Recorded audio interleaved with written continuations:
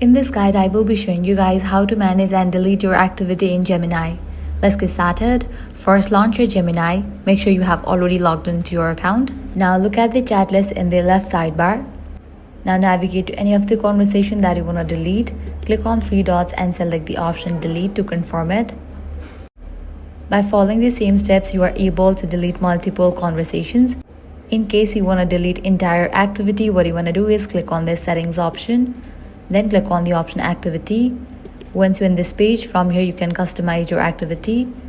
Clicking on the option of delete, you're gonna get different time frame. You can delete activity of last hour, last day, all time, or also you can filter the date. Likewise, click on this drop down. From here, you can completely disable your activity. Click on the option of turn off.